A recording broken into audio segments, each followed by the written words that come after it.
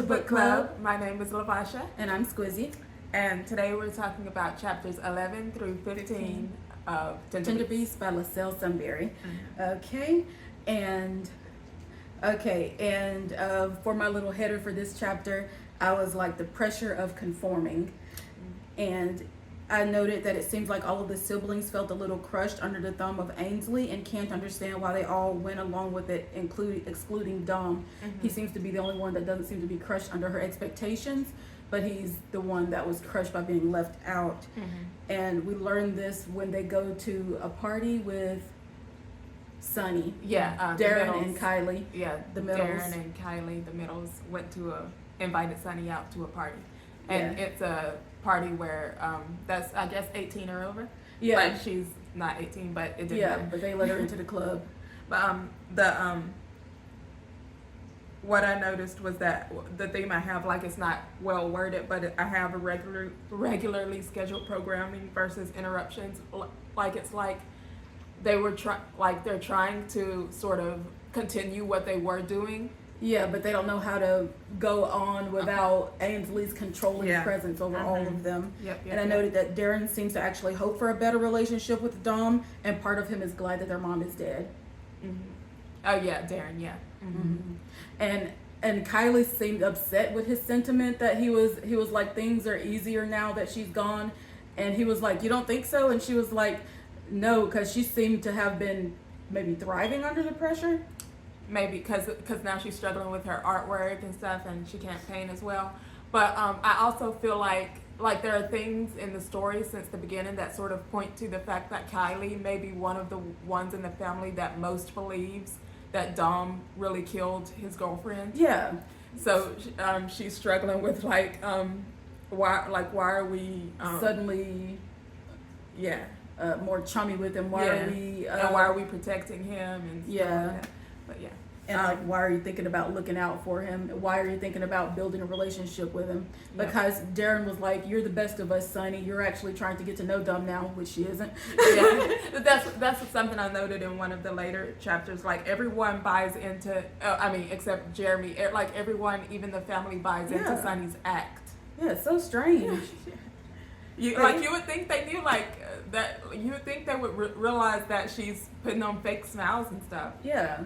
But they don't seem to. They're like, I'm so glad that you can smile through this. I'm glad that you're so nice. And she's like thinking all of these sarcastic, angry thoughts in her head all the time. But yeah, that's what I have for chapter 11. Oh, I also have noted, with this club scene and later in a further chapter with the ice skating, I was thinking we're seeing about how they care for each other. Even though there are differences, they do sort of they take care of each other. Yeah. And I put that it sort of seems like the conclusion is leading toward the family dynamic is either going to completely fall apart or they're going to be closer than ever. Okay. All right. Chapter 12. I have headed Research and Jay's Maiden Name. Turns out that their father actually took on Ainsley's last name because his last name was Robinson, and he took on the last name Bear, which is Ainsley's last name. And I was wondering, did he do that in order to hide from something? Has he done something to hide? Oh, maybe. And that's why he's not going by his, because sometimes it's a little unusual for the man to take on the partner's name, the female partner's name. Yeah, but she was the dominant in that relationship. She was very much the dominant in that relationship, because there was one part where they noted Jay was gonna become a professor, but under Ainsley's direction, he became a teacher at their school instead. Yeah. I feel like he'd much rather be a professor. And he also he wrote an article about the symbol that that has been showing up at the murder spots or whatever. So he is familiar with the symbol. Because Sonny reached out to his professor friend, and she was like, Dad told me to contact you about this symbol. And he was like, that's strange, because he's actually the one who wrote this paper about it. And she's like, why would Dad have that from me? And the dude was like, I don't know. And we also learned that Tori was a good bit older than Jay. Oh yeah. And making him do things he didn't want to do, but it looks like he stayed because she was one of the few people who stood up for him. Yeah. Because not Jay, but Dom is used to being left out of the family, and he's not used to anybody being on his side. But Tori stood up for him at an anime convention, and poor guy, he's like desperate for love, feels like. And so he like stayed in that relationship even though she was making him do sexual things that he didn't want to like do. it seems treating like him like a stereotype. Yeah, she was placing him into like the stereotype of black guy fetishism, Yeah, like rough in the bedroom, stuff like that. Yeah, but he seems to have been like maybe 2-3 years younger than her. Yeah. Yikes. And Sunny was so upset when she heard this. Like, there seems to be a very tender core inside of Sunny. And she got, like, really protective of Dom, like, hearing that. She was like, why would you stay with someone like that? You know that you can say no for sexual things, right? And he was, like, kind of ashamed that he hadn't done that. And Jeremy, he, like, likes that she is, like, looking out for Dom now. Yep. But also a tidbit, like she got protective over Jeremy over Dom because of that, but like she admitted that she does things like that with Craig, like she'll do sexual things with Craig that she doesn't want to do. She doesn't even like him, and she won't say no because she's just like staying in this relationship. And she's like got the whole facade thing going. But anyway, I also noted that even though Sunny was questioning could Dom possibly have killed his girlfriend, she seems to have complete faith in Jeremy's goodness. Oh yeah. She was like, Jeremy's a good guy, and she's like really glad that him and Dom are still friends and stuff like that. And in this chapter, we also get a few more journal excerpts. Yeah, from. And I noted that and in her journal, she noted that Jay's family turned against Jonas, like they were trying to like shun him from the family, or they wanted to send him away somewhere. And I was like, what could possibly have happened to do that? And children are dying at the ranch too. Yeah, that's weird. Yeah, like all of these children just start suddenly dying for some reason. I'm sure it has to do with whatever this milkman thing is. And like this is also the chapter where her father gets into, or is this the chapter where he inherited the empire? No, it's not. He hasn't inherited yet. Oh, but he got promoted, right? Yeah. No, he asked for a promotion, maybe. I don't know. Something good happened to him. Like he got in somebody's good favor, or something good happened to him. But because at the end, she was like, I was happy, but my dad was looking down at his mug, like there was no reaction from him. Like, I don't know. I think he got promoted. I don't think he did. I don't know. I didn't note it. Let me check the make sure the recording is going. Okay.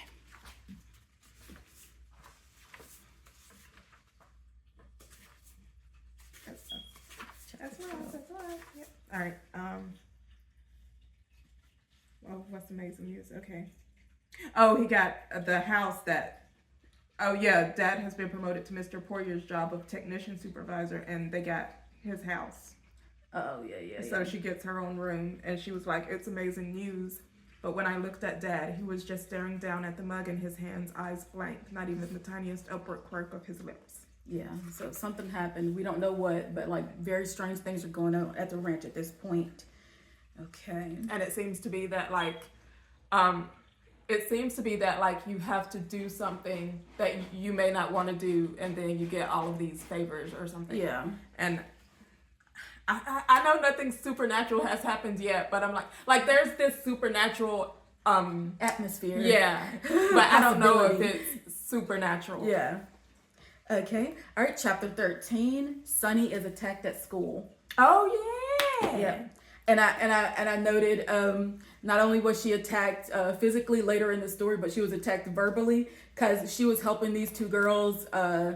They were planning. What were they planning?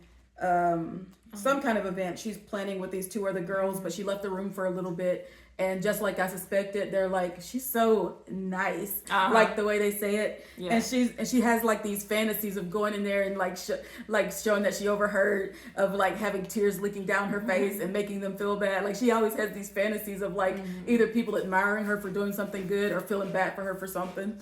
But yeah, she's like nice to them again. She's like, y'all don't want to miss your streetcar, so you go ahead without me. She's like, please don't leave without me, because she's still kind of scared. Yeah, she's after scared of like this whoever's after the Bear family. She's like, he's after me too. So like she doesn't want to be left there alone, but you know, she also wants to be nice.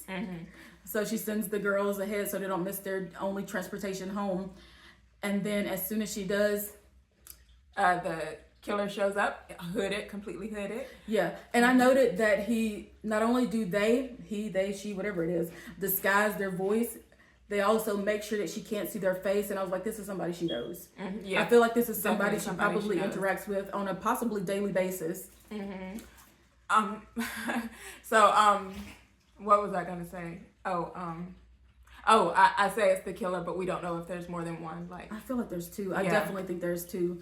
And the killer was oddly gentle with her. Yeah. She was so scared. She fell down the stairs, and they like grabbed her hair, but they weren't like tugging too hard or anything like that. And then they played a recording of a voice saying, leave it. Basically, leave it alone. Basically, stop looking into the murder. And they called her little bear cub again or something. Oh, they were like, run, little bear cub, or something like that. Yeah. But anyway, and then they left her alone instead of killing her.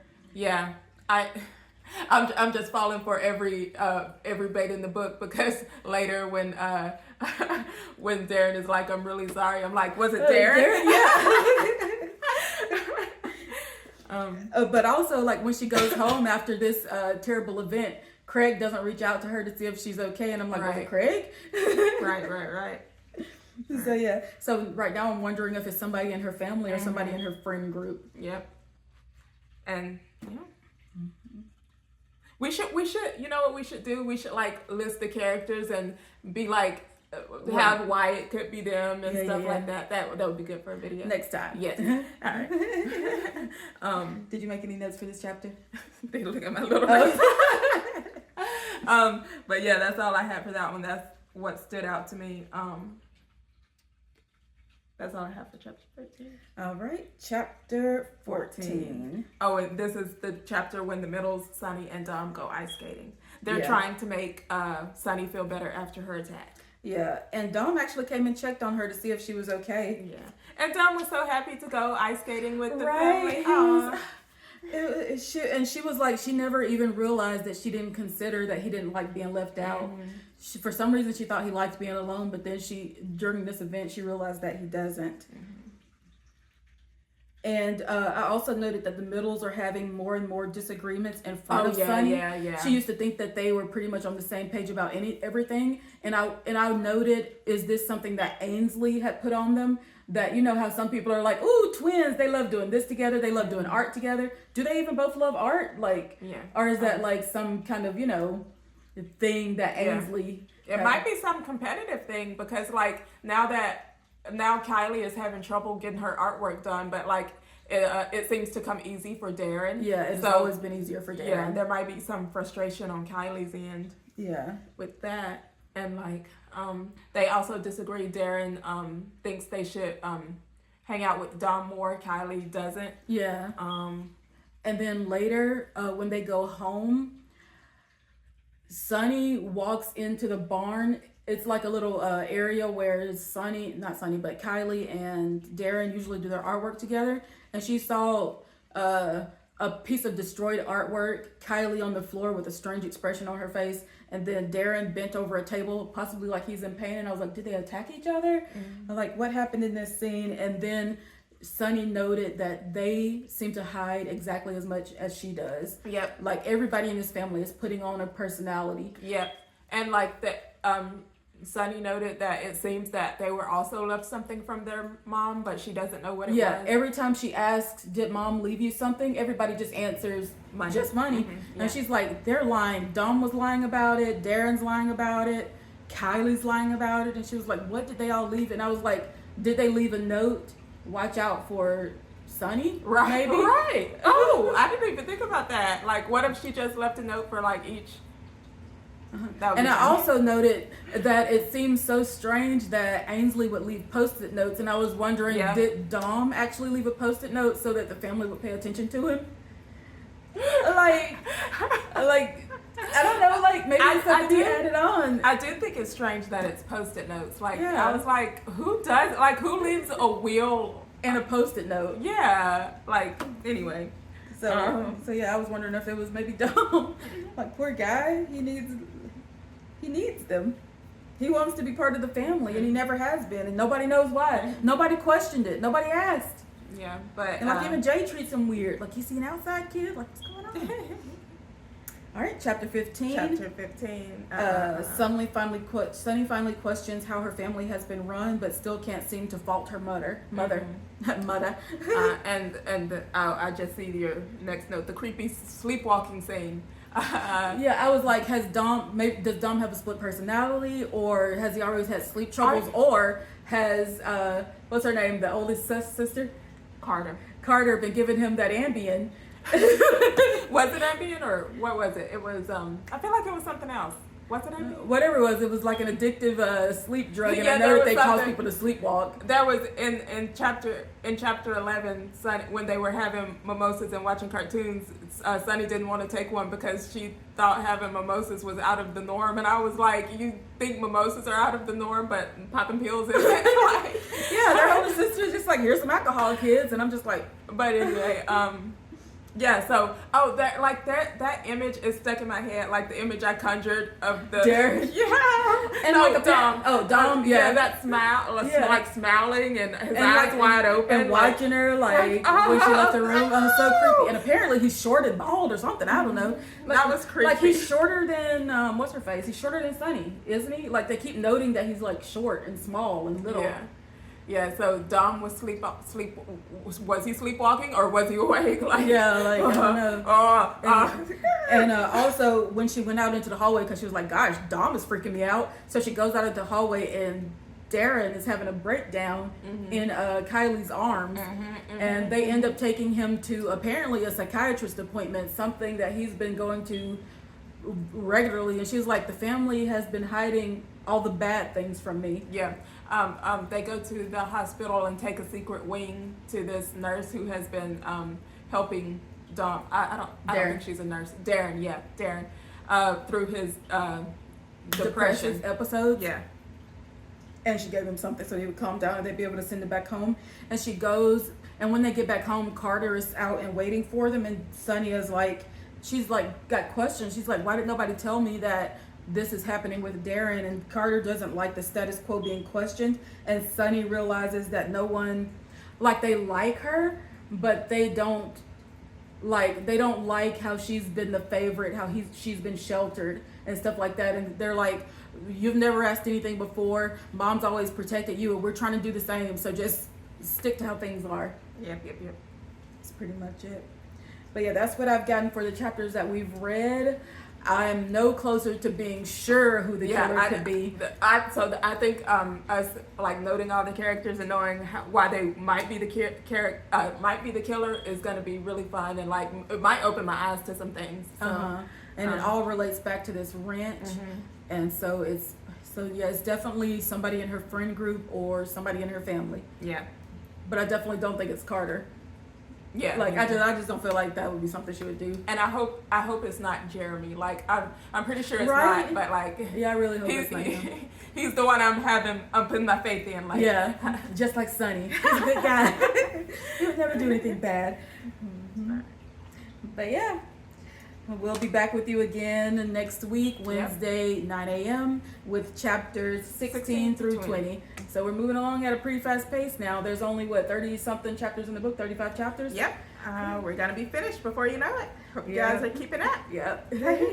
And then, once we get closer to the end, we'll announce to you what our next book will be. Yep. Like, comment, subscribe. Oh, and if you have any recommendations for books you want us to read, go ahead and leave those in the comments. All right. Bye. Bye.